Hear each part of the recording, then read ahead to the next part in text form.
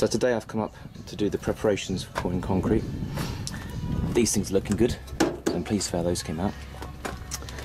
I'm gonna dig along the side here and the other side, and then excavate beneath it.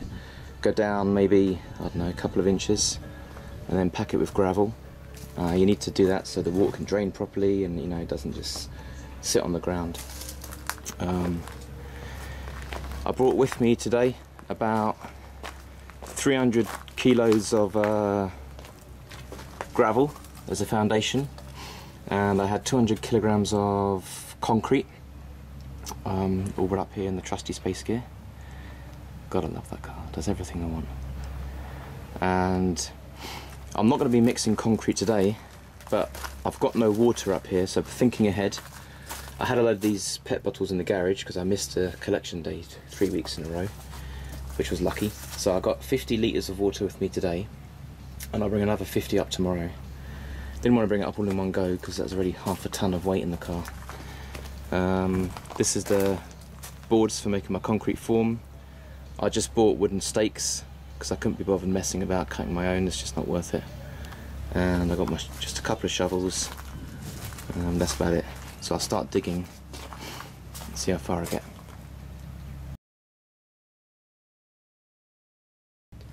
So the first thing I had to do was, when I started handling this pipe, I cut it off the support there so it was more free. I realised it was full of water. I could hear it sloshing about, which is a bit of a shame that I fixed these in first, because maybe I could have cut it from one end and drained it all out, I don't know. But I worked around it.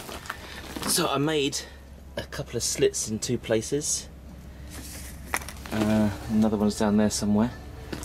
And then by lifting up the pipe and kind of working it along and shaking it along, I was able to drain out all the water. So quite a bit came out. There's one puddle there, and there's another puddle somewhere there. But now this pipe is mostly drained of the water, so it's okay now. So this is the basic idea. First of all, I put this white string just running along on the inside of these poles. That runs all the way along. That's just so I can know roughly where I'm going. I can't follow a straight line because this cable is going behind these poles, these ones in the middle. But when it comes into the power converter over here, it's going on the outside of the pole. So these boards I just quickly put in, just so I know what line I need to follow. It's kind of straight, and then you can see it curves out towards the end. So these stakes are just tapped in quickly, and then the boards are just nailed to it gently, just so I know what path I need to follow. Then, so I know where to dig, a much quicker way than marking it out with string is just to spray it like that, and then I just follow this red line and excavate between it. So I just keep working on that.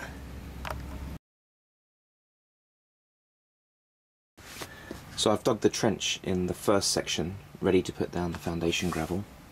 And when I started digging, I found out that actually this earth is mostly hardcore and rubble.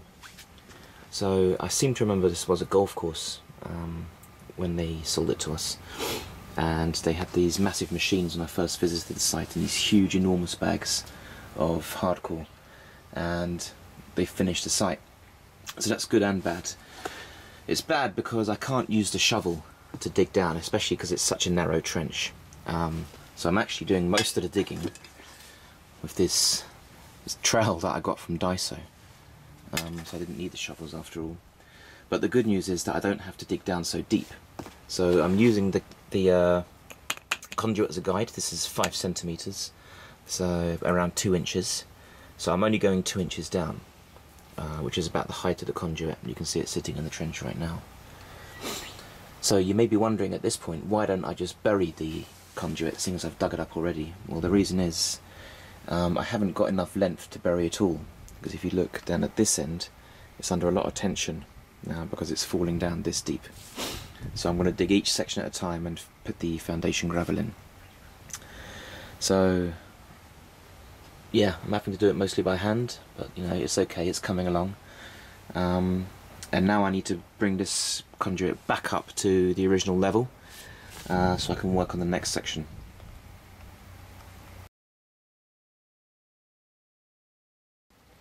So that's the foundation of the first section done. Each section seems to take about 2 bags of gravel, what's that, 40 kilos. I've got 6 sections. Yeah, so about the 300 kilos I bought should be about just right. So after pouring it in, compact it with this thing. I forgot what this thing is called, I don't know. And then I put the boards back on, and then it's ready for concrete pouring, which will probably be tomorrow. I'm not sure if I'll get these other sections finished today. Maybe I'll get the first 3 done and pour the concrete first thing tomorrow while I work on excavating the second set.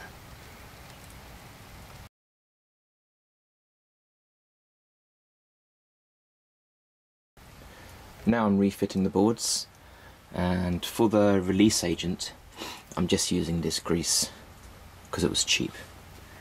You can see I'm just painting it on nice and quick, and then it should prise away from the concrete nice and easy.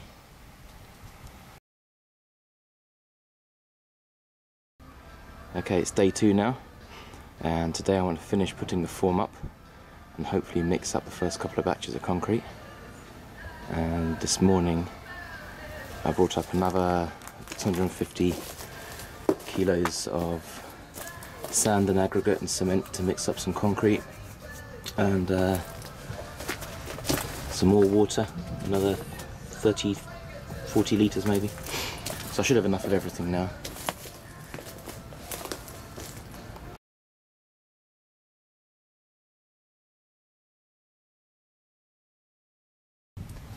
So this is actually day 3 now, so it took far longer than I thought to dig down and lay the base for this concrete. And I want to lay a proper base because this needs to last 20 years with no hassle. And it's mostly unattended, so I don't want there to be any drainage problems, any sinking problems, stretching the cable, nothing like that. So that's why I went to all the effort. The boards are in. They're not exactly straight. Doesn't matter as long as the cable is covered. It follows a bit of a wiggly path, sometimes getting fatter, sometimes thinner. Now these boards are too high. They're around 3 times the height of the conduit, and I only plan to fill at max maybe double the height of the conduit, maybe only 1.5, because the idea is just to make a concrete shell that nobody can just walk along and cut in 2 minutes.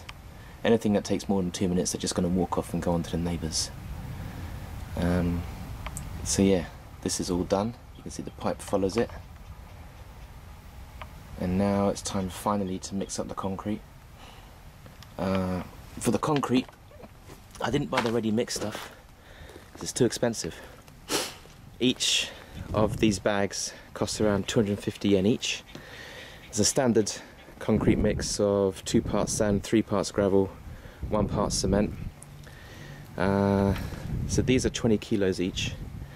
So for the price of 20 kilos of concrete ready mixed, I can buy 120 kilos of stuff to mix up myself. So I'll go old school and mix it up. It's not exactly 3:2 to 1 because these are 20 kilos and cement's 25. That's fine. It'll just be a little bit richer. It's only a tiny bit. So I'll mix that up old style on the sheet, and then start filling it in.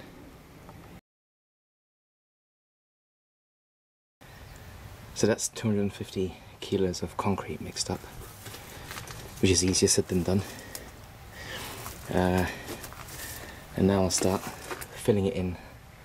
I deliberately made it a tiny bit on the wet side because I needed it to flow around the pipe, and also it's a really hot day.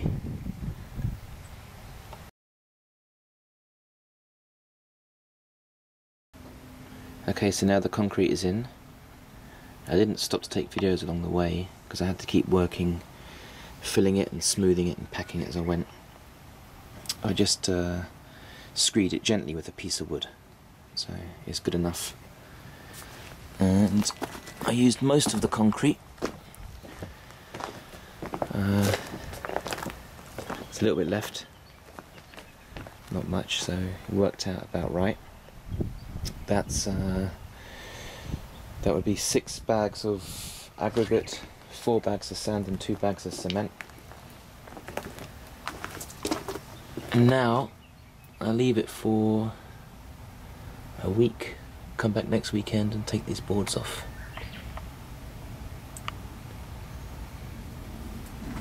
At the ends there's still a small bit exposed,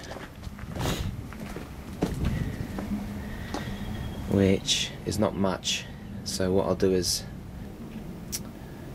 make some sort of quick form and fill it full of spray foam again. But all that should be good enough. It's no longer easy to take the cables, and that's the aim. So this is only half of the length. I've still got another half to do, which I'll do another weekend.